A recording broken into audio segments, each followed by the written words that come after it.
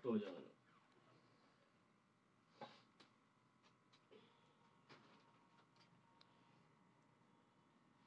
चलिए, कल हम अज्ञान की बात कर रहे थे, पढ़ते हैं। आज बहुत देर हो गई, 1 घंटा स्क्रीन हो गया है।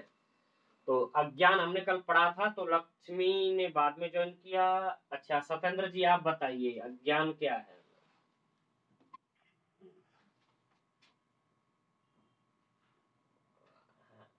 अज्ञान, अज्ञान क्या है?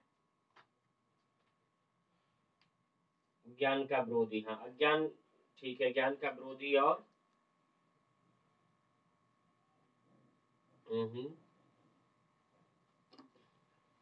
Very good. एक समष्टि और व्यष्टि, ठीक है। और अच्छा, और शक्ति विक्षेप शक्ति, ठीक है। वेरी गुड, यहीं तक हमने पढ़ा था, ठीक है। और अभी लक्ष्मी जैसे अज्ञान समझ में नहीं आया, तो आज भी हम अज्ञान की बात करेंगे, ठीक है ना। और आगे जब तक वेदांत सा रहेगा, अपवाद इत्यादि हम पढ़ेंगे, तो अज्ञान आएगा, उसमें समझ में आ जाएगा तुम्हारे अज्ञान क्या है, ठीक है ना। हाँ, चलिए, तो आज हम अज्ञान की बात कर रहे थे। तो अज्ञान होता कैसे है, ठीक है क्या? तो अज्ञान उपहित चैतन्य करके हम थोड़ी सी समझाने की मैं कोशिश करूंगा कि अज्ञान है क्या, ठीक है ना। और चलिए, तो लिखिए अज्ञान उपयुक्त चैतन्य। यहाँ से थोड़ा सा क्वेश्चन बनता है, और मैं बताऊंगा आपको निमित्त कारण उपादान कारण, फिर दोनों में अंतर क्या होता है। अज्ञान उसे उपयुक्त चैतन्य, उसी से हमारी इंद्रियां इत्यादि सबकी उत्पत्ति होती है। दीपक, आप वीडियो और आवाज थोड़ी बहुत आ रही है ना?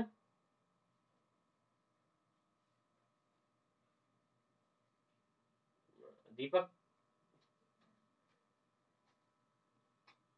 हाँ लिख करके तो मैंने देखा, अभी देखो।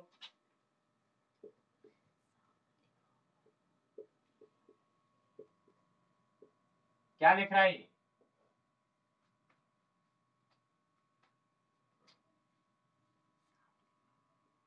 हैं? ये नहीं दिख रहा है क्या लिखा है मैंने?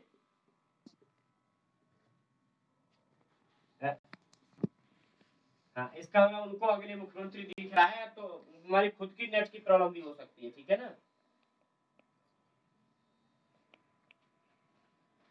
पूजा को तो बता दें कि समस्या सॉल्व हो गई है,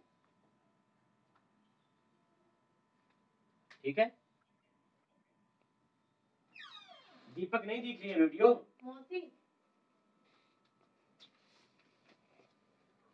अच्छा, मैं तो दिख रहा हूँ, मेरी आवाज आ रही है ना? ये फोन ले जाओ। हाँ हाँ, तो ठीक है, उसी को देखो थोड़ा सा। मैं लिखता रहूंगा, बताता रहूंगा। मैं अभी ये मैं सोच रहा था पूरा एक साथ इकट्ठा हो जाएगा, तभी आपको भेजूंगा, तो मैं भेज भी दूंगा। उसकी बहुत ज्यादा परेशानी मत लीजिए कि नहीं दिखे, तो ठीक है ना। चलिए, आज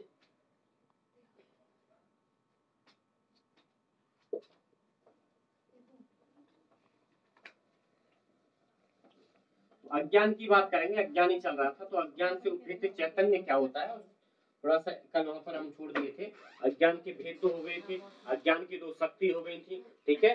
आवरण और विक्षेप, उसके और अज्ञान हो गया था। और आज हम देखेंगे अज्ञान से उपयुक्त चैतन्य क्या होता है। तो अज्ञान से उपयुक्त जो चैतन्य है, वो होता, देखिए कह रहा है, शक्ति द्वयवत अज्ञान उपहित चैतन्यम स्व प्रधानतया निमित्तम स्व उपाधि प्रधानतया उपादानम च भवति। देखिए, कोई भी क्रिया होती है, सृष्टि के भी 2 कारण है। अभी अज्ञान से उपहित चैतन्य क्या, उसकी हम बात करेंगे। एक होता है निमित्त कारण, एक होता है उपादान कारण, ठीक है ना। आपके पास बहुत सारे ऐसे क्वेश्चन आएंगे कि कोई वस्तु है, या सीधा मानिए परमात्मा है, ब्रह्म है, वो सृष्टि का उपादान कारण है, निमित्त कारण है, ठीक है ना। यही क्वेश्चन डायरेक्ट वेदांत से पूछा गया है। तो यही हमें यहाँ पर क्लियर करना होता है, क्या है कि परमात्मा जो है, ब्रह्म जो है, समझ रहे हो ना, आवाज आ रही है मेरी? तो ये सृष्टि का निमित्त कारण है, या उपादान कारण है, या उभय कारण है, अर्थात दोनों है, निमित्त और उपादान। तो निमित्त और उपादान में अंतर देखो, मैं आपको बिल्कुल एकदम सीधे शब्दों में बताता हूँ, ठीक है ना। जैसे कुम्हार होता है, जानते हो, तो कुम्हार क्या बनाता है? घट का निर्माण करता है, ठीक है। अब कुम्हार जो है, घट के प्रति उपादान कारण या निमित्त कारण है, बताइए, या दोनों है?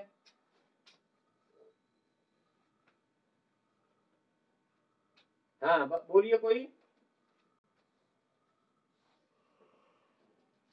जो कुम्हार है वो उपादान कारण है या निमित्त कारण है घट के प्रति?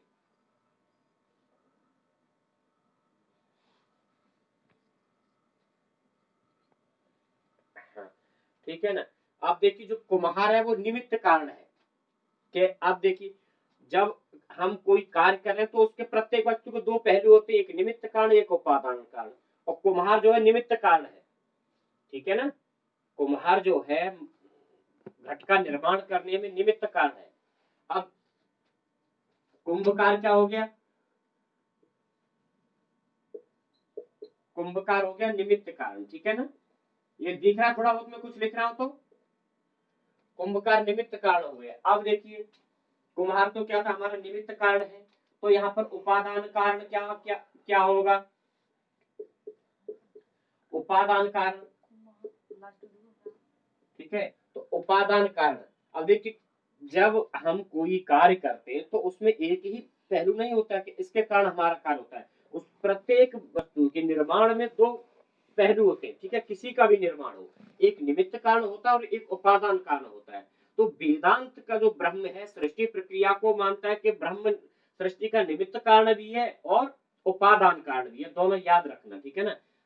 ब्रह्म जो है सृष्टि के प्रति निमित्त कारण भी है और उपादान कारण भी है।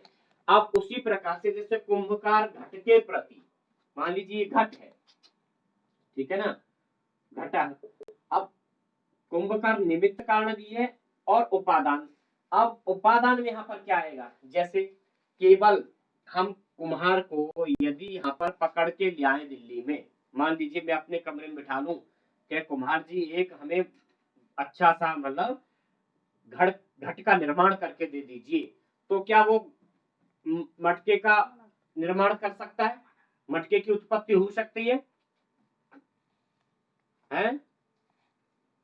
क्योंकि घट का निर्माण करने में और भी वस्तुओं की आवश्यकता होती है, तो उसे हम क्या करेंगे? हेलो, जैसे यदि कुम्हार जो है उपादान कारण है तो निमित्त कारण भी कुछ होगा। मान लीजिए उपादान कारण हमने मान लिया, घट के प्रति उपादान कारण कौन है? कुम्हार है। तो क्या केवल कुम्हार ही अकेला घट का निर्माण कर सकता है? क्यों दीपक तिवारी?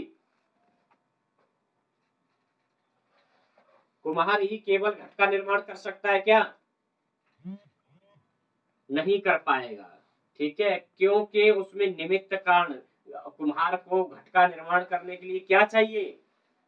मिट्टी चाहिए, चाक चाहिए, दंड चाहिए, पानी चाहिए, ठीक है ना। ना उसके, हाँ, ठीक है ना। तो ये सब जो सहायक है घट के निर्माण करने में, जो सहायक वस्तुएं हैं वो क्या है? निमित्त कारण है। समझ रहे हो ना। उसी प्रकार से वेदांत का जो ब्रह्म है सृष्टि प्रक्रिया के प्रति निमित्त कारण भी है और उपादान कारण भी है। जिस प्रकार से कुम्हार घट के प्रति क्या है? उपादान कारण, और अलग से जो वस्तु है उसको आवश्यकता पड़ती है निमित्त कारण, ठीक है। लक्ष्मी, हाँ ध्यान रखना, ठीक है ना। उपादान का और निमित्त कारण, जैसे हम घट का निर्माण करते हैं तो घट के प्रति देखिए कोई भी हो, अब हमारे पास बुक है, मान लीजिए यदि हमने अब बुक अभी लाके बहुत सारी बुक से पूरा कमरा मतलब भर दिया, तो क्या आप उन बुकों से एग्जाम दे लोगे बाद में जा करके? तो उसके लिए निमित्त कारण उपादान कारण, देखिए यदि आपके पास उपादान कारण है तो निमित्त कारण की भी आपको आवश्यकता पड़ेगी, अर्थात उनको कोई पढ़ाने वाला होना चाहिए, ठीक है। उनका वाचन करने के लिए आपके पास ज्ञान होना चाहिए। तो किसी भी क्रिया को करने के लिए निमित्त कारण उपादान कारण दोनों की आवश्यकता होती है। उसी प्रकार इस कह रहे हैं कि देखो एक इन्होंने बहुत अच्छा उदाहरण दिया है, मतलब कह रहे हैं कि शक्ति द्वैवत अज्ञान उपहित चैतन्यम, जो अज्ञान से उपहित चैतन्य है क्या कहना, स्व प्रधानतया निमित्तम और स्व उपाधि प्रधानतया उपादानम च भवति। जो चैतन्य है वो स्वयं अपनी प्रधानता से क्या निमित्त कारण है और स्व उपाधि की प्रधानता से उपादान कारण है। अब इन्होंने एक उसके लिए एग्जाम्पल बताया कि लूता तंतु कार्यम प्रति स्व प्रधानतया निमित्तम स्व शरीर प्रधानतया उपादानम च भवति। बहुत अच्छा एग्जाम्पल है, याद रखना सत्येंद्र जी। कह रहे क्या, यथा तंतु यथा लूता तंतु कार्यम, यहाँ लूता किसकी बात करी है? मकड़ी जो होती है, ठीक है ना? हाँ, ठीक है ना? यथा लूता तंतु कार्यम, जो मकड़ी है, ठीक है ना? तो क्या कह रहे हैं कि यथा लूता तंतु कार्यम प्रति स्वप्रधानतया निमित्त कारणम, मतलब स्व अपनी प्रधानता से क्या है, वो जाल के प्रति निमित्त कारण है। और स्व शरीर प्रधानतया उपादानम च भवति, और अपने शरीर की प्रधानता के कारण क्या है? उपादान कारण है, ठीक है? उपादानम च भवति, उपादान कारण होता है। क्योंकि देखिए, जो मकड़ी का जाल तो आप जानते होंगे दीपक तिवारी,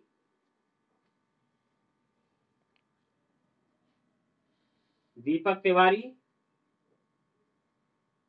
हाँ, आप मुझे सुन पा रहे हो ना? हाँ हाँ। तो जो मकड़ी होती है ना, अपने मतलब स्व शरीर, और वो दो मैंने बताया क्या क्या, जो लूता है, ठीक है ना? लूता यहाँ मकड़ी के लिए प्रयोग किया गया है। कह रहे हैं कि तंतु कार्यम प्रति स्वप्रधानतया निमित्तम, तंतु के प्रति मतलब जो धागा होता है, जाल जो बुनती है, उसके प्रति क्या है, वो निमित्त कारण है। और स्व शरीर प्रधानतया उपादानम च भवति, और अपने जो निमित्त तथा अपने शरीर की प्रधानता से क्या होती है? उपादान कारण होती है। ऐसा इन्होंने क्यों कहा? क्योंकि परमात्मा जो है, ब्रह्म जो है, क्या है? सृष्टि का निमित्त कारण भी है और उपादान कारण भी है, क्योंकि वो संहार करता भी है उसका और प्रलय करता भी है, ठीक है ना? सृष्टि का निर्माण करता भी है और संहार करता भी है। जिस प्रकार, कैसे संहार और मतलब उसका निर्माण करता है? जैसे कि मकड़ी खुद अपने जाल को क्या करती है? बुनती जाती है, और वो जब उससे निकलने की कोशिश करती है तो वो उसका संहार भी कर देती है। तो वो अपने शरीर की प्रधानता के कारण उसका उपादान कारण भी है, और निमित्त कारण क्योंकि उसका निर्माण ही करती है तंतु का। जिस प्रकार से मकड़ी अपने जाल को स्वयं बुनती है और स्वयं उसी जाल में फंस के मर भी जाती है, कि निकलने की कोशिश करती है तो वो जाल खराब हो जाता है, वो निकल नहीं पाती। कह रहे भाई अरे क्या बताएं यार, मकर जाल में ऐसा फंस गए, निकल ही नहीं पा रहे हैं लोग, ठीक है? तो क्योंकि वो मकड़ी उस जाल से निकल नहीं पाती है, इसीलिए यहाँ पर इन्होंने लूता का एग्जाम्पल दिया है। अब देखिए अज्ञान से उपहित यहाँ पर बात अभी थोड़ा सा और सुनिए, तो क्या कहते हैं, मतलब ध्यान आएगा समझ में। कह रहे हैं कि तमह प्रदान, तमह, तमह क्या होता है? क्या है तम? है गुण है, ठीक है? दीपक आवाज बहुत बड़ा धीमे से आती है। तमह प्रधान विक्षेप शक्ति, शक्ति मद अज्ञान उपहित चैतन्याद आकाशा, आकाशाद वायु, वायुर अग्नि, अग्नि आपह, ठीक है ना? अब ये क्या, तमोगुण की प्रधानता वाली, यहाँ विक्षेप शक्ति की हम बात कर रहे थे। कह रहे हैं कि जो तमोगुण की प्रधानता वाली कौन सी शक्ति है? विक्षेप शक्ति से युक्त अज्ञान से उपहित चैतन्य से सर्वप्रथम आकाश, ठीक है ना? तमोगुण की प्रधानता वाली विक्षेप शक्ति से क्या हुआ? सर्वप्रथम आकाश उत्पन्न हुआ। अब ये याद रखना आपको कि आकाश की उत्पत्ति कहां से हुई है? अज्ञान से उपहित चैतन्य, ठीक है ना? किसके?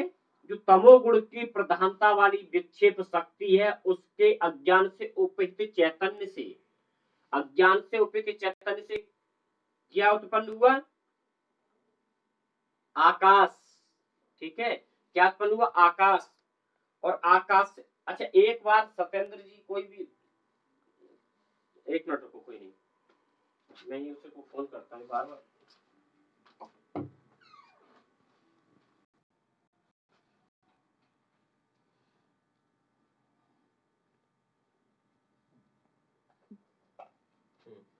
तो आकाश, आकाश से क्या उत्पन्न हुआ?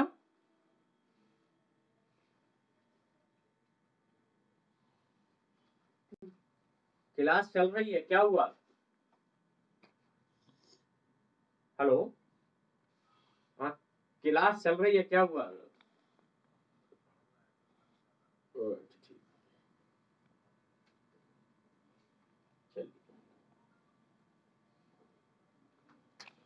हाँ, तो जो तमोगुण की प्रधानता वाली विक्षेप शक्ति है उससे क्या उत्पन्न हुआ? अज्ञान से उपहित चैतन्य से, ठीक है, अज्ञान से उपहित चैतन्य से सर्वप्रथम उत्पन्न हुआ आकाश, आकाश से वायु, ठीक है, ये याद रखना, क्वेश्चन यहाँ से पूछा जाता है। अज्ञान से उपहित चैतन्य से सर्वप्रथम सृष्टि प्रक्रिया में क्या उत्पन्न हुआ? आकाश, आकाश से वायु, या कॉपी पर नोट कर सकते हैं लक्ष्मी, आकाश से वायु, वायु से अग्नि, अग्नि से जल, और जल से पृथ्वी उत्पन्न होती है।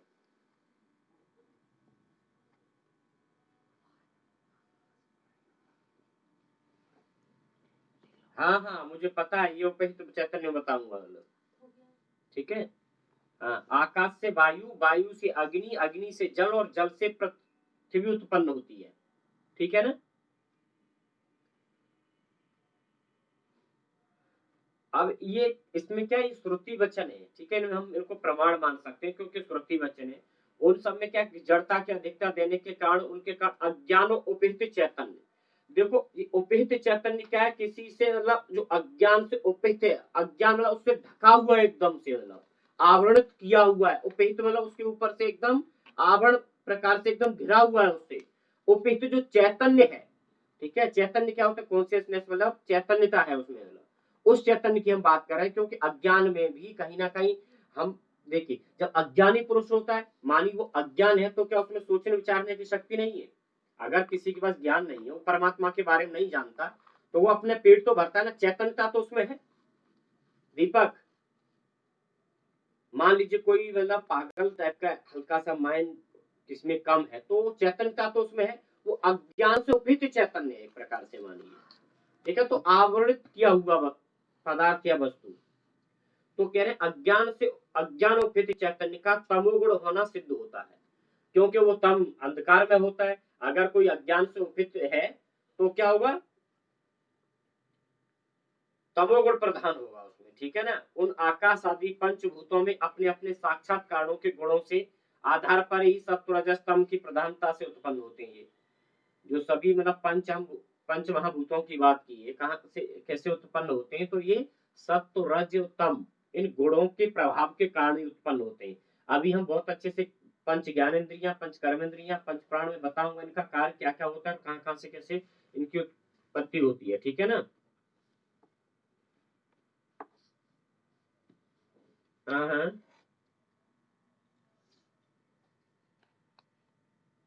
हाँ, तो अज्ञान देखिए उपहित का होता है, एकदम से तमोगुण प्रधान होता है, मानी अज्ञान है, ठीक है ना। अज्ञान से उपहित चैतन्य, अगर कोई ज्ञान थोड़ा बहुत है तो अज्ञान का एक प्रकार से उस पर आवरण किया हुआ है, उपहित मतलब घिरा हुआ है उससे।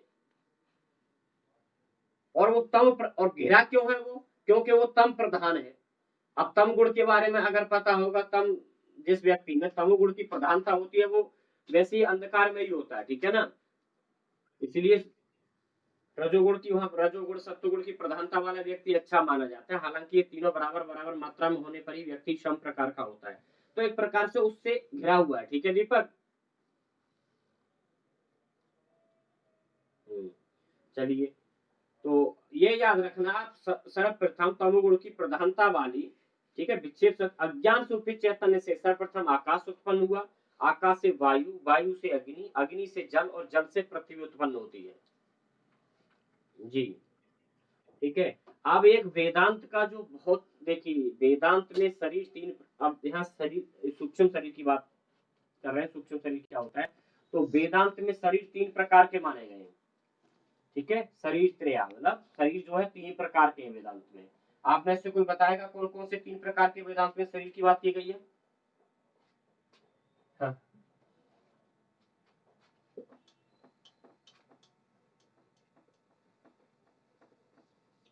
क्या जफर? हाँ, सूक्ष्म शरीर। हम्म। एक सूक्ष्म शरीर और एक क्या बताया दूसरा? अच्छा, तीसरा अति सूक्ष्म। अच्छा, देखिए पहला होता है सूक्ष्म शरीर, फिर दूसरा होता है कारण शरीर, जो हम वेदांत देखिए कोई भी कहीं दे सकता है, लेकिन अभी हम वेदांत पढ़ रहे हैं, ठीक है। एक होता है स्थूल शरीर, ठीक है, स्थूल शरीर।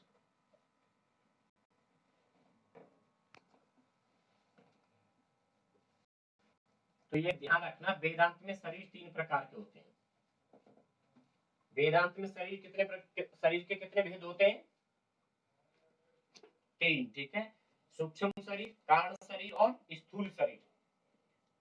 वेदांत में शरीर कितने प्रकार के होते हैं? 3, सूक्ष्म शरीर, कारण शरीर, स्थूल शरीर। पहले कौन सा? सूक्ष्म शरीर। तो यहाँ पर हम सूक्ष्म शरीर की बात करेंगे, ठीक है। तो सूक्ष्म शरीर में भी बहुत ज्यादा क्वेश्चन पूछा जाता है। सूक्ष्म शरीर का ये क्वेश्चन बहुत ज्यादा यहाँ पर आता है कि कितने अवयव है, बहुत ज्यादा मैंने पता नहीं क्यों पूछते हैं, ठीक है ना। बताइए आप में से कौन बताएगा सूक्ष्म शरीर कितने अवयवों से मिलकर के बना है?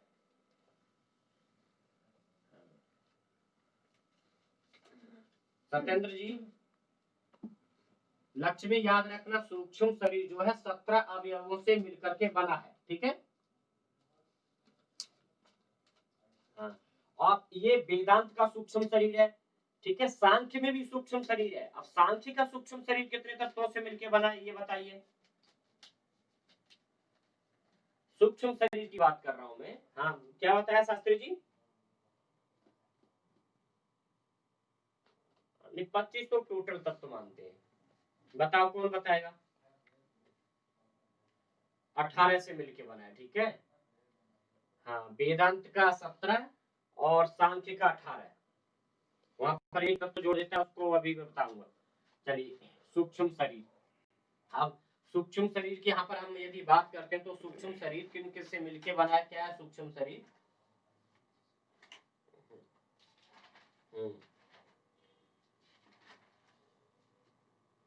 क्या?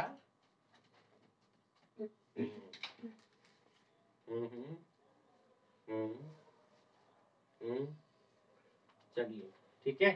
तो ये सूक्ष्म शरीर की बात कर रहे हैं, बताया जा पाने वाली है। सूक्ष्म शरीराणी सप्तदश अवयवानी लिंग शरीराणी, ठीक है। इसको लिंग शरीर भी कहते हैं।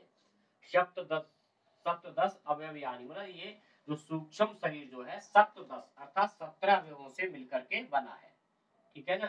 हाँ, तो इसको लिंग कहते हैं। अगर आ जाए वेदांत लिंग शरीर, वेदांत के अनुसार कितने अवयवों से मिलकर बना है, तो 17 को ध्यान रखना है कई बार, ठीक है ना। आप सूक्ष्म शरीर याद रखते हैं तो चलिए, ठीक है। तो कह रहे सूक्ष्म शरीराणी सप्तदश अवयवानी, ठीक है ना, लिंग शरीराणी अवयवः तु ज्ञानेन्द्रिय पंचकम, बुद्धि मनसी कर्म इंद्रिय पंचकम, वायु पंचकम च इति। कौन कौन से वो 17 अवयव हैं? ज्ञान इंद्रिय पंचकम, ठीक है, 5 ज्ञान इंद्रियां, ठीक है आपको 5।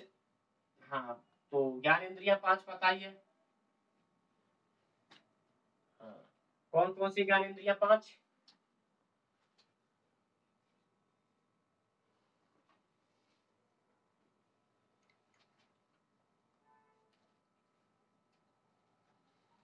इसको भी कहा है, इसको बंद कर दीजिए फोन को।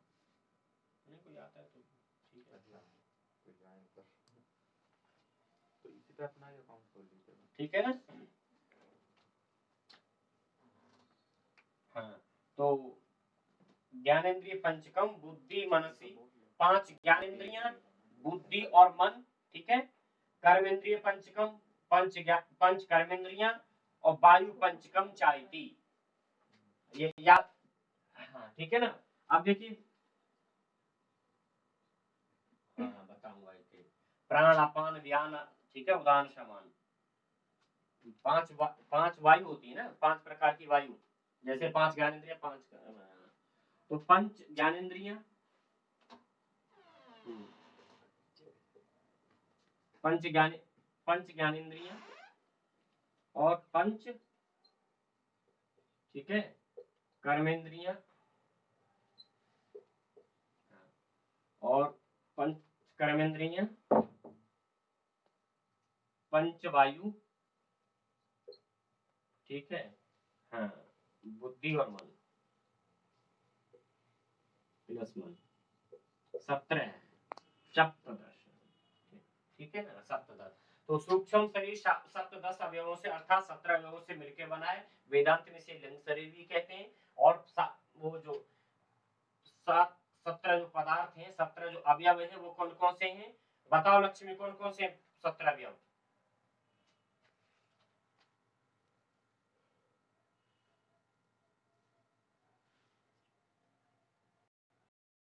लक्ष्मी,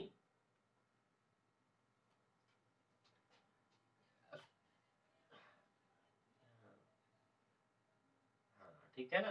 तो 17 अवयवों से मिलकर के बना है। अब यहाँ, ठीक है ना।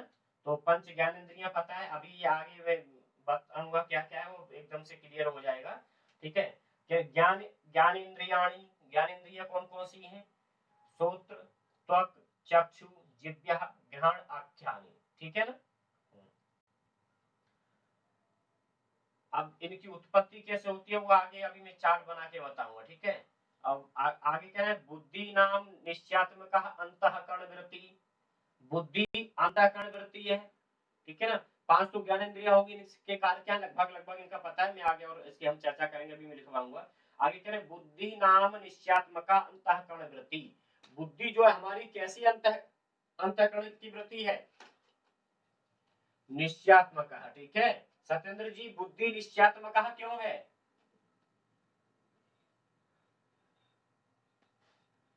ठीक है ना सर। हाँ ठीक है। अब मानिए किसी में बुद्धि का अभाव है, थोड़ा सा मानसिक विकार है, तो कहेंगे कि नहीं भाई निर्णय यही आदमी करेगा हमारा, है। कई बार देखें नेता थोड़ा सा बोल देते हैं कि नहीं ये पार्टी से स्वयं का कोई लेना देना नहीं है, क्या? क्योंकि उन्होंने सोच समझ के उस स्तर का वाक्य नहीं बोला है, तो बड़ी बड़ी हाँ ठीक है ना। तो क्या बुद्धि हमारी किस प्रकार की इंद्रिय है? बुद्धि नाम निश्चयात्मक अंतःकरण वृत्ति, ठीक है। ये हाँ अंतःकरण वृत्ति है मतलब। और वहां पर नेक्स्ट एक दिया मनः नाम संकल्प विकल्पात्मक अंतःकरण वृत्ति, ठीक है ना। अब संकल्प जो मनः, वहां पर हम जब तर्क संग्रह करते हैं वो परिभाषा दी है, यहाँ पर कह रहे हैं मनः नाम संकल्प विकल्पात्मक अंतःकरण वृत्ति, क्योंकि संकल्प और विकल्प करने वाली अंतःकरण वृत्ति का नाम क्या है? वो मन है, ठीक है ना। अब देखिए कैसे संकल्प विकल्प करते हैं। कि दीपक तिवारी का मन हुआ, अरे क्या ये, चलो आज ये कर लेते हैं, कि छोड़ो कल ही जाएंगे, ठीक है। कुछ मन कर रहा है कि अच्छा चलो ये काम करते हैं या खा लेते हैं, वहां घुमाते हैं, कि चलो नहीं जाते, तो संकल्प विकल्पात्मक है, ठीक है ना। मन है ना, कभी इधर उधर मतलब हम सोचते रहते हैं, कभी ये सोचे वो सोचे, इस प्रकार से हमारी इंद्रिया काम करती है। तो संकल्प विकल्पात्मक क्या है? मनः, ठीक है। और निश्चयात्मक वृत्ति का,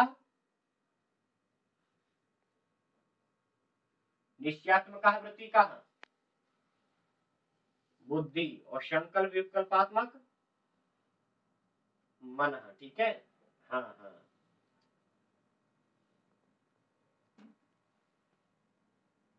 ठीक है।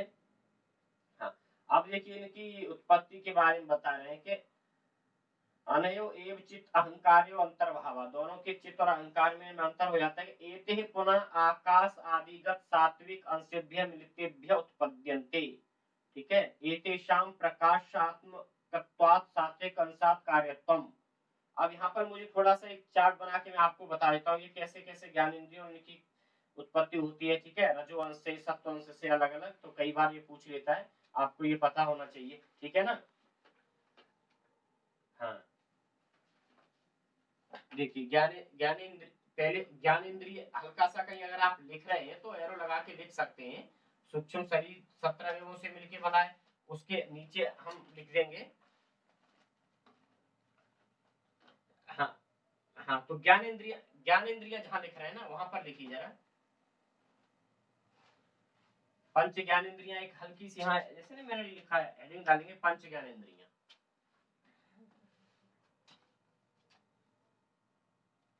पंच ज्ञान इंद्रिय, इनकी उत्पत्ति,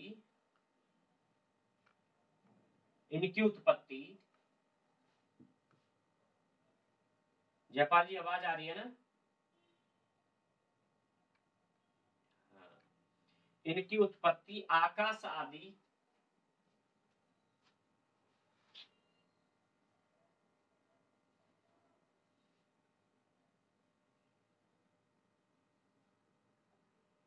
इनकी उत्पत्ति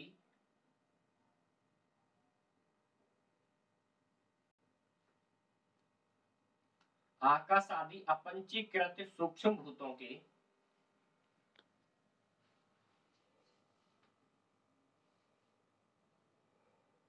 अपंचीकृत सूक्ष्म भूतों के सात्विक अंशों से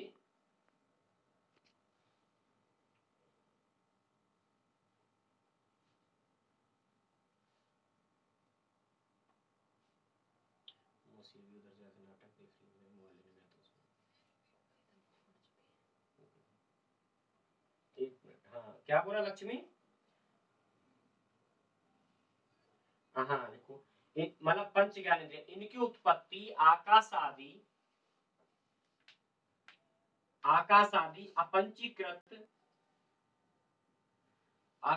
अपंचीकृत सूक्ष्म भूतों के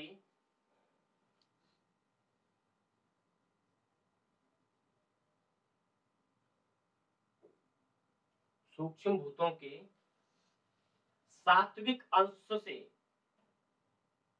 ठीक है ना, सात्विक अंश से, हाँ, पृथक पृथक रूप में मानी जाती है, रूप में होती है। शास्त्री जी अपना माइक म्यूट कर लीजिए सतेंद्र जी।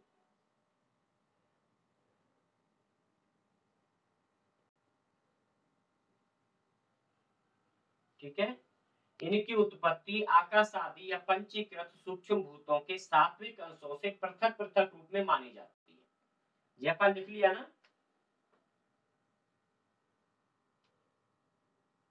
वही कहे आकाश आदिगत सात्विक अंशेभ्य मिलितेभ्य उत्पद्यन्ते, ठीक है, जो मैंने लिखा है वो कि इनकी उत्पत्ति सात्विक अंश के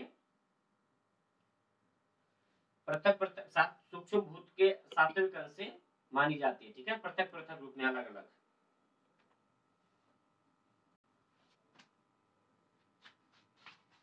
अब थोड़ा सा देखिए, अगर आपको दिखे तो लिख लेना।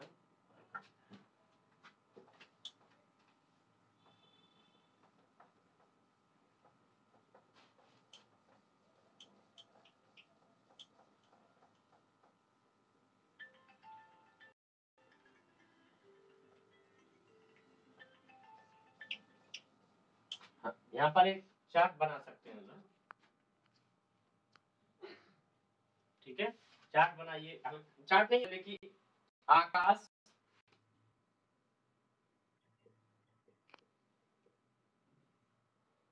दूसरे नंबर पे आकाश, आकाश से क्या उत्पन्न होता है? हाँ, वायु, वायु से अग्नि, अग्नि से जल, और जल से, आपको दिखाई दे रहा है मैं लिखा है वहां? अगर देखने को समस्या भी हो रही तो आप क्रम से लिखिए, आकाश, वायु, अग्नि, जल, पृथ्वी। ठीक है,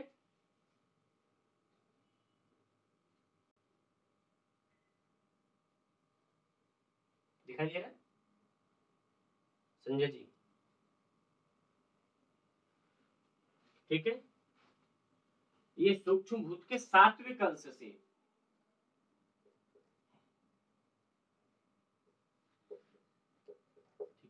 अब देखिए, आकाश, वायु, अग्नि, जल, पृथ्वी, इनके सूक्ष्म भूत से क्या उत्पन्न होता है?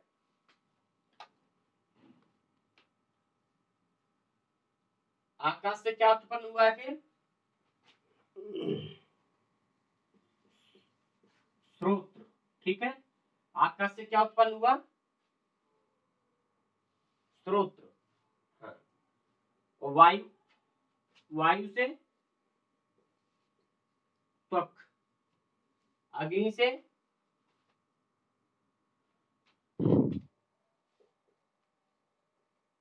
चक्षु। ठीक है, और जल कौन सी इंद्रिय उत्पन्न हुई से? रसना। ठीक है, और पृथ्वी से कौन सी उत्पन्न हुई है?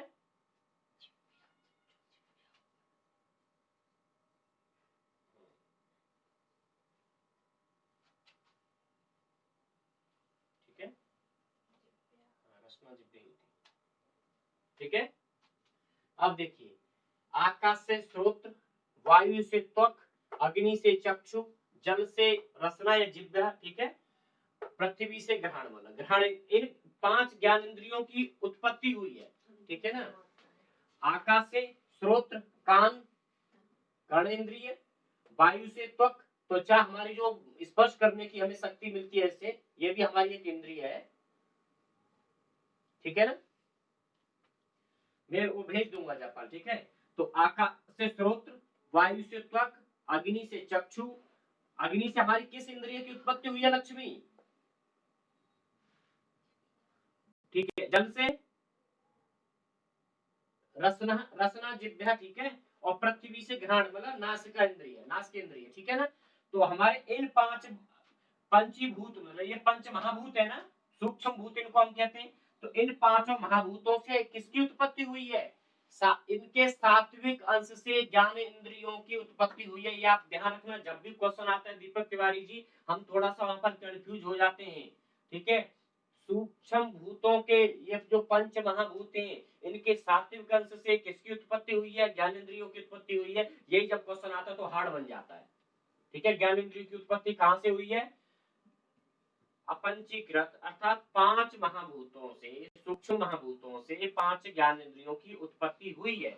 और किस महाभूत से किस इंद्रिय की उत्पत्ति हुई है, किस ज्ञान इंद्रिय की, वो मैंने यहाँ आपको एकदम लिख के बता दिया। ये 4 टाइप का बना हुआ है। ठीक है ना, आकाश से श्रोत्र, वायु से त्वक, अग्नि से चक्षु, जल से रसना या जिह्वा, ठीक है, पृथ्वी से घ्राण इंद्रिय नासिका। यहाँ तक क्लियर? कोई प्रॉब्लम शास्त्र आप किसी को भी?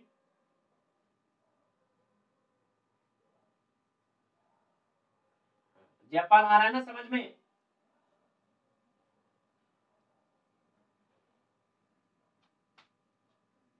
चलिए, हाँ, ज्ञानेन्द्रिय लिख लिया ना?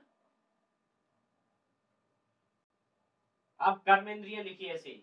यहाँ तक अगर आपको समझ में आ गया है, कोई प्रॉब्लम नहीं हुई, तो आगे बढ़िए और कर्मेंद्रियां लिखिए। ठीक है ना,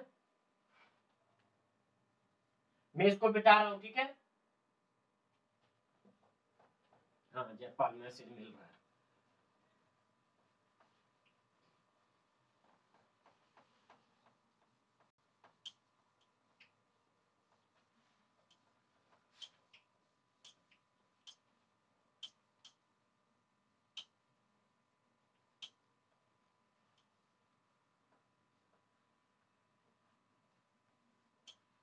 चलिए, अब आप ज्ञानेन्द्रिय लिखे, ऐसे कर्म इंद्रिया भी लिखिए। बड़ा ये जब भी है सात्विक अंश और पंचभूत, पंचीकृत भूत और सात्विक, जब भी आता है ना हम कंफ्यूज होने लगते हैं एकदम से, तो आपको नहीं होना है।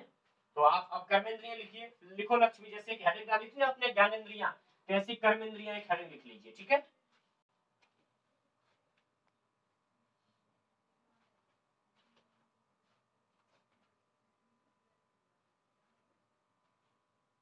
कर्मेंद्रिय,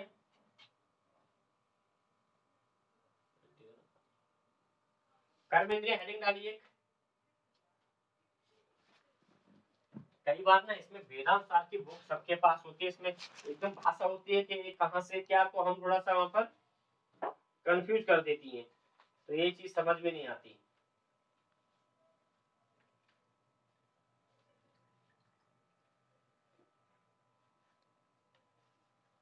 चलिए, कर्मेंद्रिय लिखा आपने, इनकी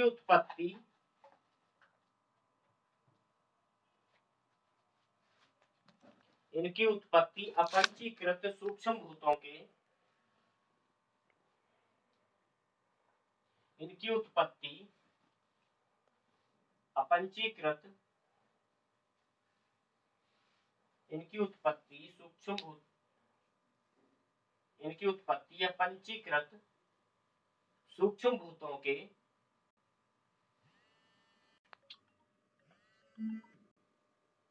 सूक्ष्म भूतों के रजोगुण के अंश से मानी जाती है।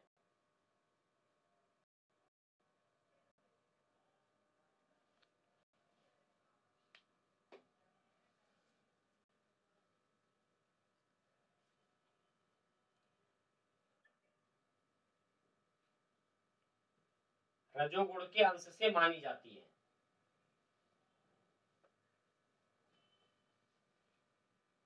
लक्ष्मी लिख लिया, क्या लिखा है बताओ?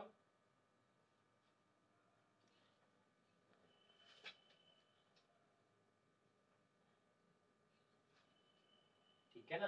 हाँ, कह रहे हैं कर्मेंद्रियाणि, अब आगे मैं बताऊंगा आपको। कर्मेंद्रियाणि वाक् पाणि पाद पायु उपस्थाख्यानि, ठीक है। एतानि पुनः आकाशादीनाम, पुनः मतलब आकाशादीनाम, ये भी आकाशादीनाम अर्थात पंच महाभूतों से। आकाशादीनाम जब हमने कहा यहाँ पर तो क्या क्या, उन्हीं पांच महाभूतों से। कौन से पांच महाभूतों से? जिनसे ज्ञानेंद्रिय उत्पन्न हो रही थी। कह रहे हैं आकाशादीनाम रजा अंशेभ्य व्यस्तेभ्य पृथक पृथक क्रमेण उत्पद्यन्ते।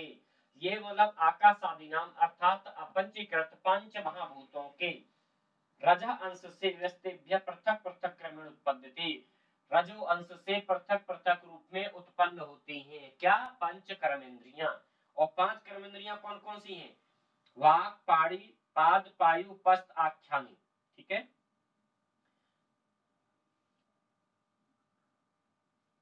अब इसको भी हम ऐसे ही लिख सकते हैं जैसे उसका चार्ट बनाया हमने, आकाश वायु अग्नि जल, ठीक है।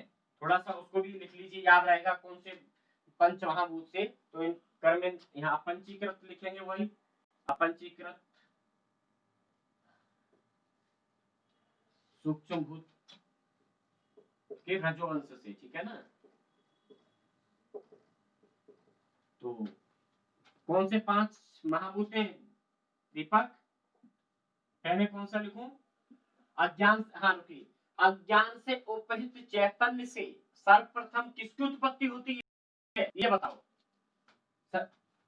आकाश, ठीक है। हाँ, ऐसे अगर थोड़ा सा याद रहेगा, अज्ञान से उपहित चैतन्य, अभी अज्ञान कर दिया, फिर उपहित कर दिया, फिर चैतन्य कर दिया। ये जो शब्द है ना, ये हमारी शब्दावली थोड़ा सा परेशान करती है, ठीक है ना। अब आचार्य बड़े जो आचार्य पढ़ा रहे हैं उनको भी ऐसे बता दी तो समझ में नहीं आता। हाँ, अब बोलिए, जो अज्ञान से उपहित चैतन्य है उससे सर्वप्रथम किसकी उत्पत्ति होती है?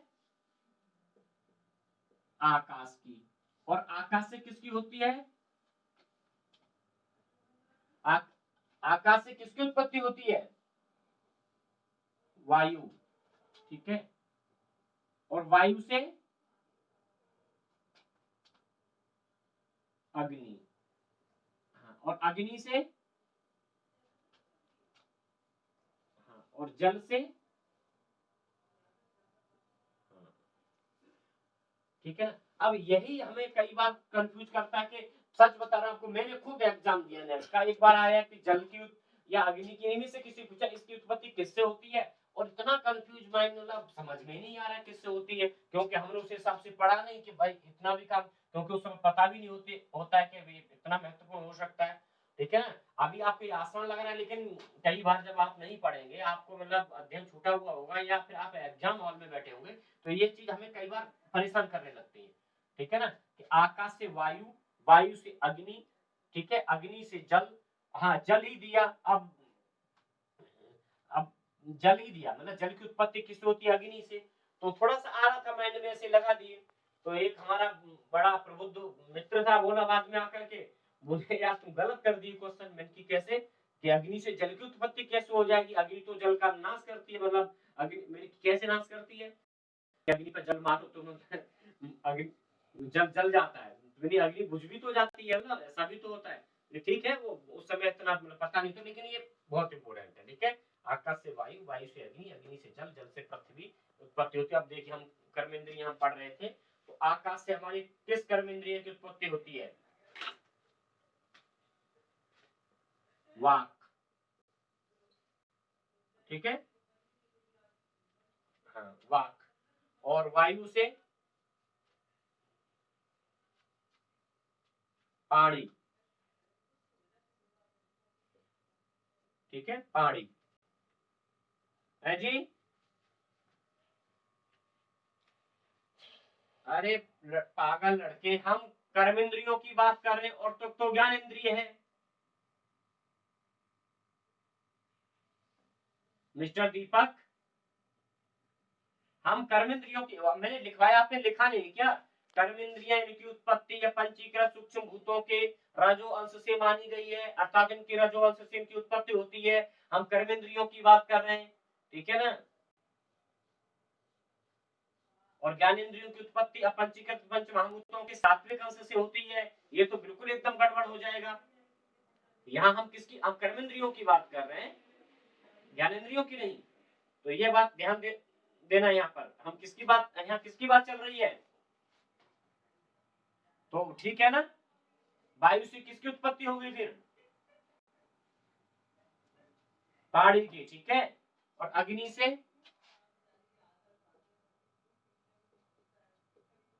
से पाद, ठीक है। और जल से वायु,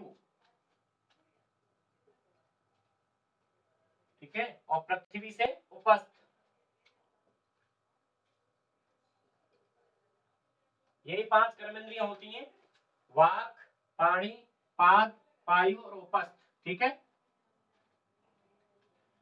आप कर्मेंद्रिय, अब आपको जो याद रखने योग्य है, जो आपका एग्जाम का लेवल है, वो यही है कि हमें याद रखना है कि पंच कर्मेंद्रियों की उत्पत्ति कहां से होती है। तो पंच कर्मेंद्रियों की उत्पत्ति, ठीक है, अपंचीकृत सूक्ष्म भूतों के रजो अंश से होती है। आकाश से वाक, वायु से पानी, अग्नि से पाद, जल से वायु, ठीक है, और पृथ्वी से उपस्थ। वहां पर आपको लिखा हुआ दिख रहा है।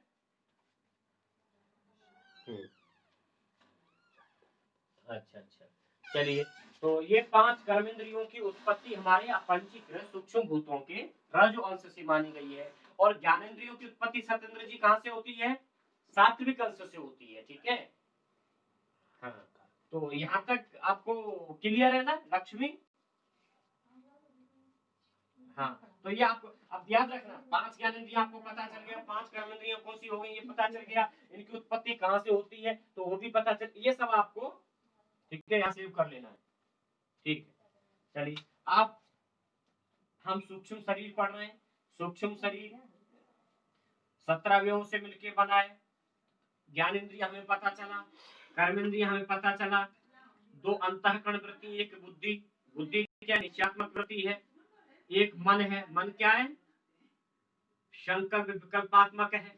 अब क्या बचा, पंचवायु, ठीक है।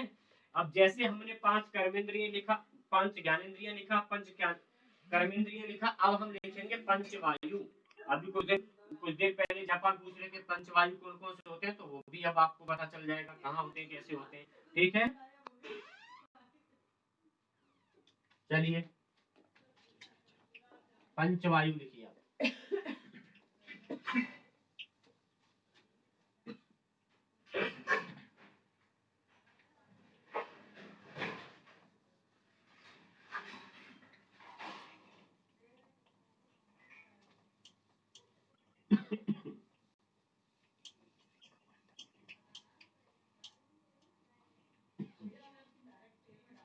पंचवायु,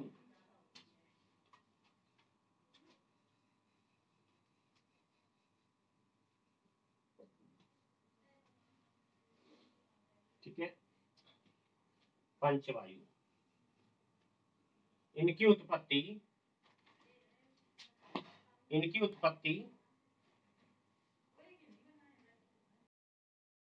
ओके,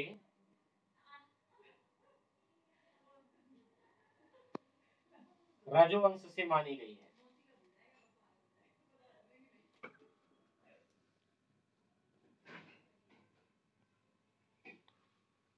ठीक है, इनकी उत्पत्ति सूक्ष्म भूतों के रजोवंश से मानी गई है।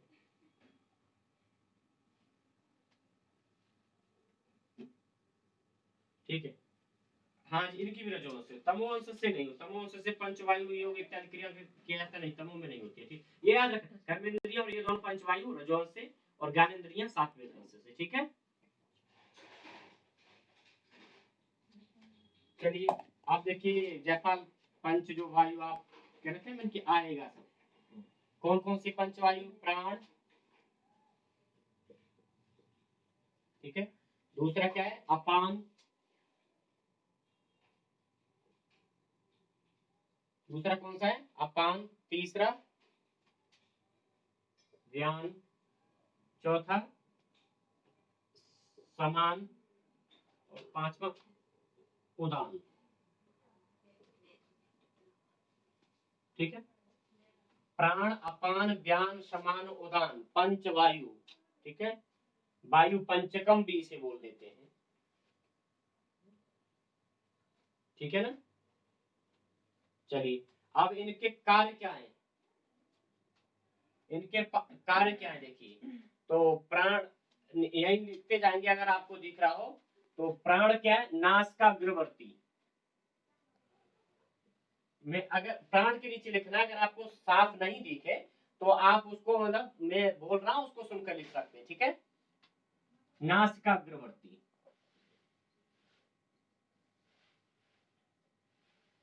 प्राणवायु कौन सी होती है, नास का अग्रवर्ती, मतलब नास का, जो हम सांस इत्यादि जो लेते हैं।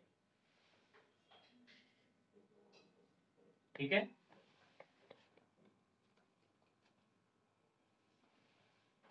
अपान, अपान होती है गुदा उपस्थवर्ती।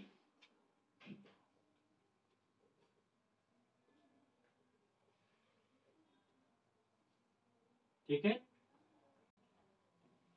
अपान होती है गुदा उपस्थवर्ती। ज्ञान संपूर्ण शरीरस्थ, ज्ञान जो है संपूर्ण शरीर में रहती है, अलग।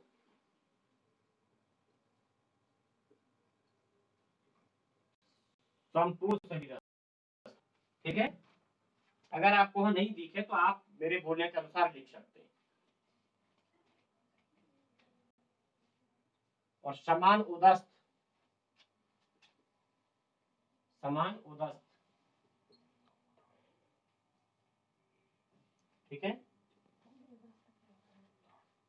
और उदा, ठीक है, और उदान होते हैं कंठस्थ। उदान वायु कहाँ, कौन सी होती है, कंठस्थ, जो कंठ से लेते हैं। ठीक है ना। पांच वायु कौन कौन सी होती है, पांच। प्राण, प्राण का क्या काम, नास का अग्रवर्ती, जो हम प्राण मतलब प्राण वायु इसलिए कहते हैं ना कि प्राण निकल गए, मतलब सांस चल रही है, मतलब तो प्राण वायु। ठीक है, हाँ। अपान गुदा उपस्थवर्ती। ज्ञान संपूर्ण शरीर में जो मतलब वायु का संचार जो होता है संपूर्ण शरीर के लिए आवश्यकता है, तो संपूर्ण शरीर संपूर्ण शरीर में होती है। ठीक है, समान उदस्त, ठीक है, जो उधर वायु होती है। और उदान हो गई आपकी कंठस्थ, जो कंठस्थ वायु होती है। ठीक है, पांच वायु। अब देखिए इनके कार्य क्या है, तो यही इनके नीचे लिखेंगे हम। ना, प्राण, प्राण नास का अग्रवर्ती होती है और इसका कार्य है श्वास। ठीक है ना, सीधा काम, सांस जिसे बोलते हैं श्वास। आवाज आ रही है सत्येंद्र, समझ में आ रहा है ना। हाँ, श्वास वायु। ठीक है ना, प्राण क्या है, हमारी नासिका अग्रवर्ती है, नासिका के अग्रभाग में रहती है, और ये श्वास, श्वास वायु है, श्वास यहाँ से हम लेते हैं। ठीक है, और अपान वो गुदा उपस्थवर्ती है, और ये मल मूत्र निस्सारण।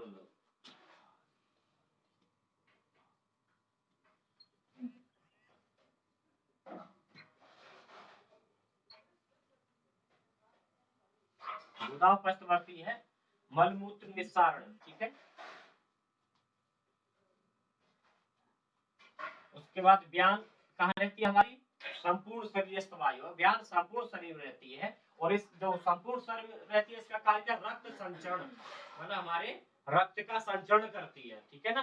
तो अब जब आपने देखते ना, ब्लड जब चेक करते हैं, आदमी बहुत ज्यादा मतलब परेशान होता है, तो रक्त में भी ऑक्सीजन देखते हैं, मतलब वायु की क्षमता यदि कम हो जाती है तो व्यक्ति वो सांस नहीं ले पाता है। तो हमारे रक्त में भी वायु होती है, और उसी कंडीशन में आपने देखा होगा कि ऑक्सीजन इत्यादि नली और वो सब दिए जाता है।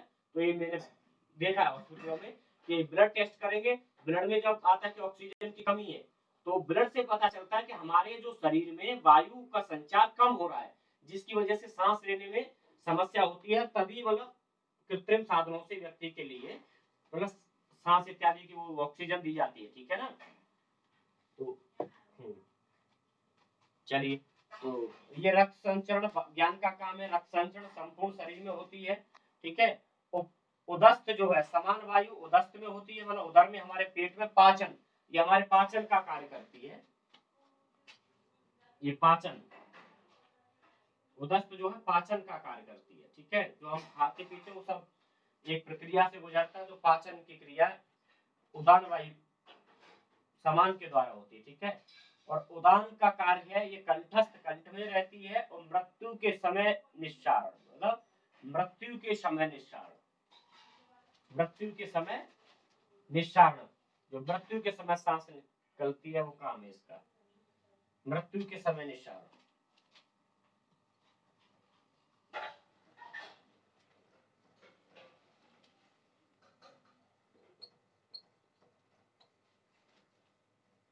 मृत्यु के समय निस्सारण, ठीक है।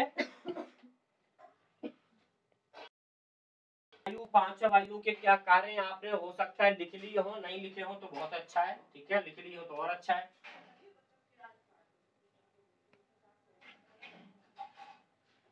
दीपक तिवारी जी समझ में आ रहा है नहीं?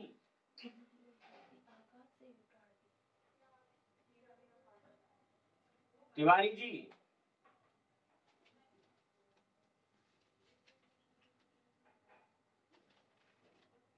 दीपक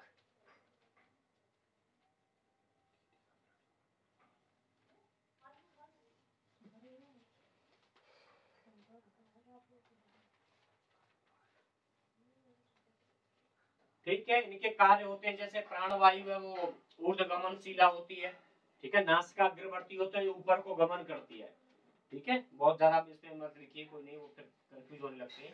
अपान वायु है अधोगमनशीला होती है, ठीक है ना, उसका संचरण जो है अधोगमनशीला है। और व्यान जो है सर्वत्र गमनशीला, क्योंकि वो संपूर्ण शरीर संचरण करती है तो संपूर्ण शरीर में होती है। और समान वायु भी अधोगमनशीला अधोगमनशीला है। और जो उदान है वो ऊर्ध्वगमनशीला है, क्योंकि मृत्यु के समय निस्सरण होता है तो नाक से मतलब, ठीक है, वायु निकलती है, ठीक है। तो ये वायु पंच वायु हो गई, इनकी उत्पत्ति भी अपंचीकृत सूक्ष्म भूतों के रजोवंश से होती है। कर्म इंद्रियों की उत्पत्ति भी अपंचीकृत सूक्ष्म भूतों के रजोवंश से होती है। ज्ञान इंद्रियों की उत्पत्ति किससे होती है?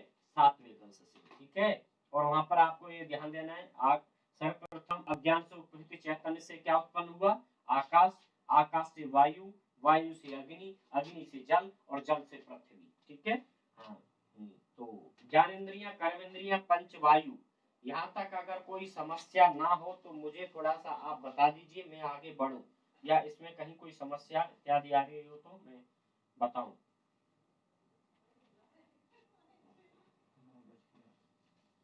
ठीक है, बोलिए। 8 से 9 का शेड्यूल करवा रहे थे। बोलिए। जयपाल आवाज नहीं आती है क्या मेरी?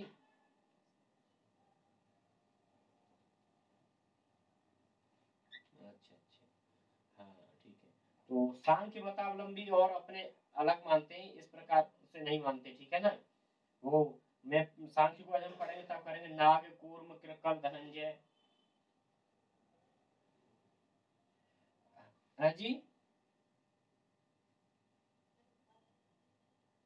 समान अधोगमनशीला है, मतलब अधोगमन। जी जी,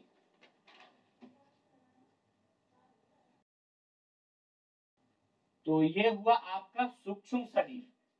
तो सूक्ष्म शरीर जो है वेदांत के अनुसार 17 अवयवों से मिलकर के बनता है, जिसमें 17 अवयव आपके हैं, 5 ज्ञानेन्द्रियां, 5 कर्मेंद्रियां, पंच वायु, बुद्धि और मन।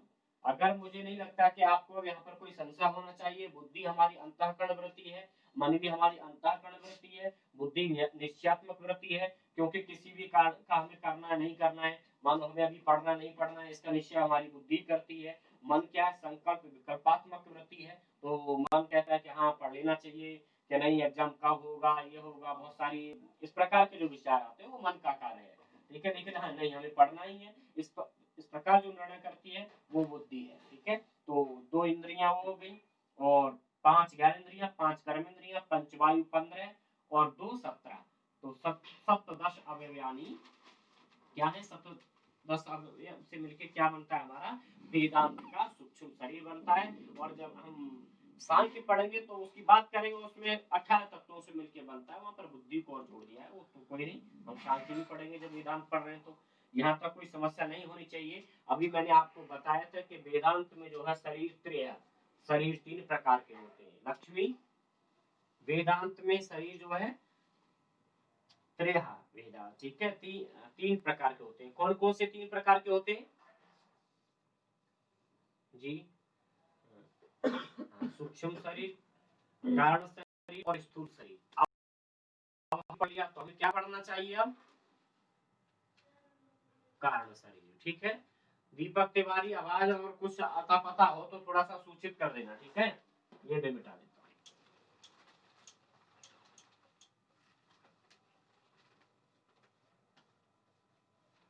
शास्त्री जी, प्रारंभ में थोड़ा सा व्यवधान हुआ, लेकिन अब सही आ रहा है।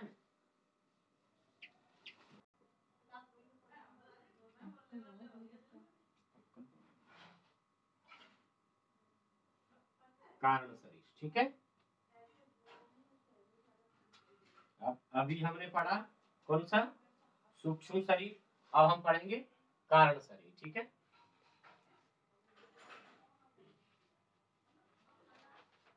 अरे जयपाल, आवाज आवाज आ रही है नहीं मेरी?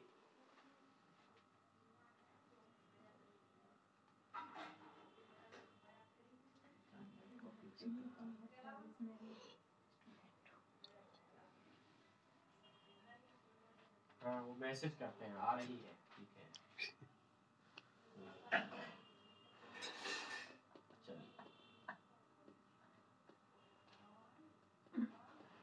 चलिए,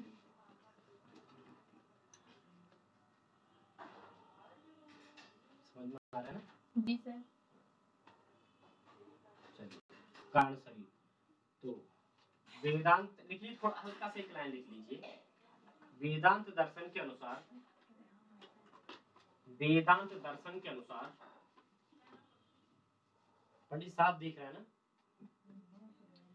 वेदांत दर्शन के अनुसार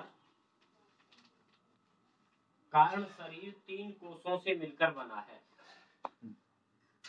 आप अपने फोन की बैटरी को खत्म क्या? वेदांत के अनुसार कारण शरीर 3 कोषों से मिलकर के बना है। इसमें सीधा दिखता है और इसमें ये किसी उल्टी दिख रही है, लग रहा है उल्टा जा रहा है जैसा कि,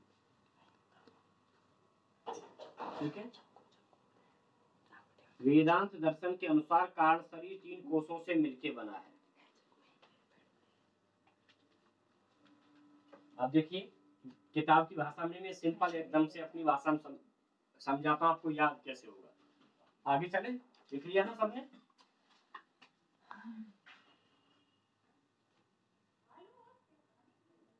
सत्येंद्र जी लिख लिया ना?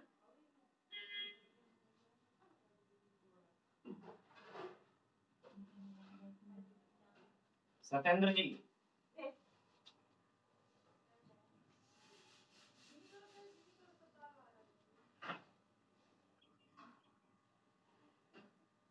दीपक,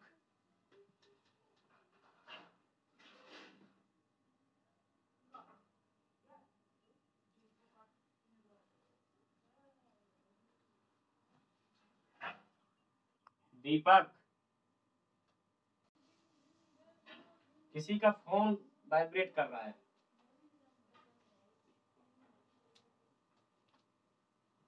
चलिए, कारण शरीर जो है 3 कोषों से मिलकर के बना है, ठीक है। तो वो कौन से 3 कोष है उनको लिखिए जरा। कारण शरीर 3 कोष, हाँ लिख लीजिए। वेदांत दर्शन के अनुसार कारण शरीर 3 कोषों से मिलकर के बना है।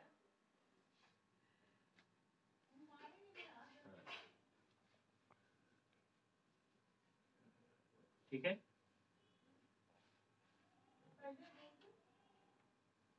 वेदांत दर्शन के अनुसार कारण शरीर 3 कोषों से मिलकर बना है।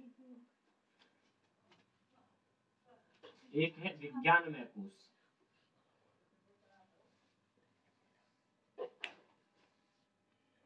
ठीक है, विज्ञान में कोश।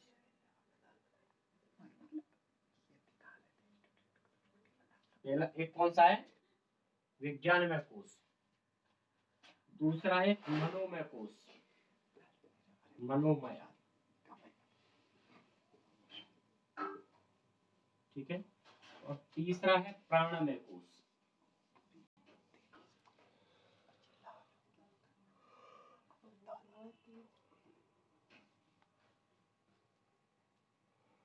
प्राणमय कोश, ठीक है।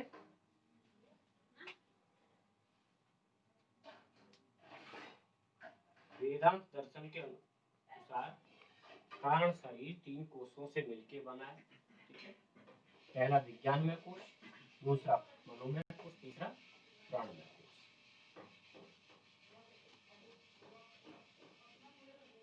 दीपक अपना माइक म्यूट करो, वाइब्रेट की आवाज आती है उधर से।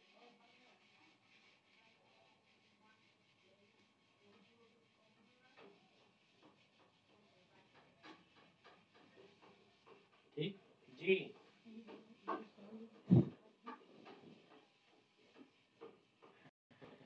और सबको बताओ कि मुझे रोटी बनानी है, थोड़ी देर और रुको। ये कारण शरीर में करवा दूं, ठीक है, बस इतना ही करवाऊंगा आज, फिर कल ज्यादा करवा दूंगा, ठीक है ना। हाँ, अरे 5 मिनट रुको, 10 मिनट बस, ठीक है। कारण शरीर करवा दो, कोई नहीं। चलिए, तो लक्ष्मी 3 कोषों से मिलकर बना है, कारण शरीर विज्ञानमय कोष, मनोमय कोष और प्राणमय कोष, ठीक है। थोड़ा सा इसमें जो लिख अब देखिए, विज्ञानमय कोष किससे मिलकर के बनता है, तो यहाँ पर आप लिखेंगे बुद्धि, ठीक है, बुद्धि प्लस 5 पंच ज्ञानेंद्रियां, पंच ज्ञानेंद्रियां, ठीक है। बुद्धि और 5 ज्ञानेंद्रियों से कारण शरीर 3 कोषों से मिलकर बना है, विज्ञानमय कोष, मनोमय कोष और प्राणमय कोष। अब हाँ, ठीक है। अब विज्ञानमय कोष किससे मिलकर बना है, बुद्धि और 5 ज्ञानेंद्रियों से मिलकर के, ठीक है। हाँ वो ठीक है। अब देखिए, मनोमय कोष मन और 5 ज्ञानेंद्रियों से मिलकर बना है। ये किससे मिलकर बना है, मन और 5 ज्ञानेंद्रियों से मिलकर के बना है, तो ठीक है। हाँ, अभी वो मैं बताऊंगा। और प्राणमय कोष 5 ज्ञानेंद्रियां और पंच कर्मेंद्रियां और 5 वायु से। प्राणमय कोष 5 कर्मेंद्रियां प्लस 5 वायु, ठीक है। अब देखिए, विज्ञानमय कोष किससे मिलकर बना है, बुद्धि और 5 ज्ञानेंद्रियां। मनोमय कोष किससे मिलकर है, मन और 5 ज्ञानेंद्रियां। प्राणमय कोष किससे मिलकर बना है, 5 कर्मेंद्रियां और 5 वायु, ठीक है ना। लक्ष्मी यहाँ तक क्लियर। हाँ ठीक है। दीपक, दीपक अगर वो लोग फोन करें तो तुम लेफ्ट कर सकते हो, मैं बाद में करना समझा दूंगा, ठीक है। हाँ, बार बार वाइब्रेट हो रहा, मैं समझ रहा हूँ। चलिए, तो मनोमय कोष बुद्धि और 5 ज्ञानेंद्रियों से, मनोमय मन और 5 ज्ञानेंद्रियों से, प्राणमय कोष 5 कर्मेंद्रियों, 5 वायु से। ये आपको क्लियर एकदम से अलग अलग पता होना चाहिए कैसे कैसे बना है, ठीक है। आप देखिए, जो विज्ञानमय कोष है वो ज्ञान शक्ति संपन्न है, ठीक है। तो यहाँ पर लिख लीजिए आप ज्ञान शक्ति, और तुम्हें अभी समझा दूंगा। ज्ञान शक्ति कर्तरी रूप, ठीक है, कर्तरी रूप है। कौन, ज्ञान शक्ति संपन्न है, क्योंकि बुद्धि की बात है ना, बुद्धि है तो ज्ञान होगा ही, ठीक है। और कैसा है, ज्ञान शक्ति कर्तरी रूपा। और मनोमय कोष के अनुसार मन क्या करता है, इच्छा करता है, तो ये कैसा है, इच्छा शक्ति संपन्न है, ठीक है। इच्छा शक्ति कर्ण रूपा, इसको हम लिख सकते हैं इच्छा शक्ति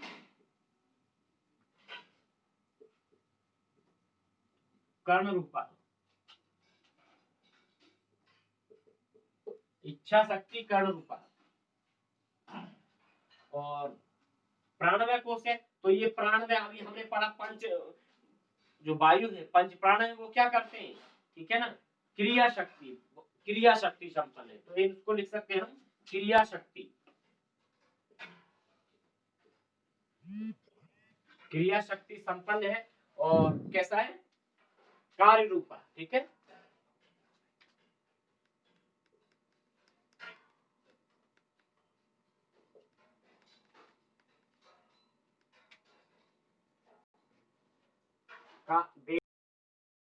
शरीर 3 कोषों से मिलकर के बना है। ठीक है, वेदांत का कारण शरीर 3 कोषों से मिलकर बना है, विज्ञानमय कोश, मनोमय कोश, प्राणमय कोश। क्लियर। अब विज्ञानमय कोश किससे मिलकर बना है, बुद्धि और पंच ज्ञानेंद्रियों से मिलकर बना है। ठीक है, और ये कैसा है, ज्ञान शक्ति संपन्न है, क्योंकि यहाँ बुद्धि की बात हो रही है तो बिना बुद्धि के ज्ञान नहीं होगा। ठीक है, ज्ञान शक्ति संपन्न कैसा, कर्तरी रूप है, कार्य को करने वाला। ठीक है ना, कर्तरी रूप है, बुद्धि वैसे ही करता रहता होते तो क्या है, कर्तरी रूप है। मनोमय कोश मन और पंच ज्ञानेंद्रियों से मिलकर बना है, कैसा, इच्छा शक्ति कर रूपा। मन क्या करता है, मन आपकी अरे इच्छा हो रही है कि आज ये करना है, मुझे वो काम करना है, तो ये क्या इच्छा शक्ति है। इच्छा शक्ति को कौन प्रकट करता है, मन करता है। ठीक है, तो मन और पंच ज्ञानेंद्रियों से मिलकर बना है और इच्छा शक्ति संपन्न है, कैसा है, कर्ण रूप है। ठीक है, प्राणमय कोश पंच कर्म, पंच कर्मेंद्रियां और पंच वायु, पंच प्राण हम बोल सकते हैं उसको, उनसे मिलकर के बना है और क्रिया शक्ति संपन्न है, कार्य रूप है। ये कई बार मैंने देखा है, बहुत ही महत्वपूर्ण है, नेट में कई बार पूछा है, इनको ऐसे मिलाने के लिए आ जाता है, विज्ञानमय कोश कर्तरी रूपः, मनोमय कोश कर्ण रूपः और प्राणमय कोश कार्य रूपः। ठीक है, तो ये आप याद रखिए एकदम से। विज्ञानमय कोश कैसा है, कर्तरी रूप है, और कैसा है, ज्ञान शक्ति संपन्न है। मनोमय कोश कैसा है, इच्छा शक्तिमान है, और कैसा है, कर्ण रूप है। ठीक है, प्राणमय कोश कैसा है, क्रिया शक्ति संपन्न है और कैसा है, कार्य रूप है। कर्तरी रूप, कर्ण रूप, कार्य रूप।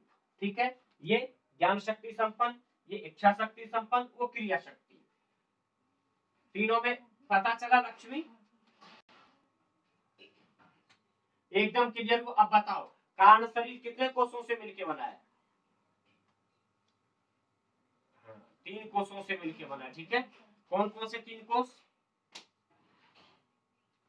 हाँ हाँ, अच्छा ठीक है, और विज्ञान में कोष किससे मिलकर बना है, ठीक है, कैसा है ये,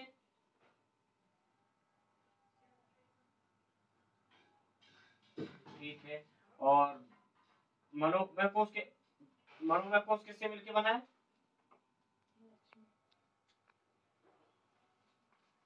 अच्छा अच्छा, कैसा है ये, कर्ण रूप है। ठीक है, हाँ। और प्राणमय कोष किससे मिलकर बना है,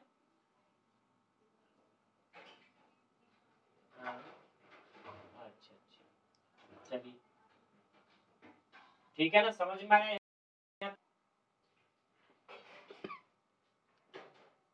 मिस्टर जयपाल, ठीक है लक्ष्मी, जयपाल,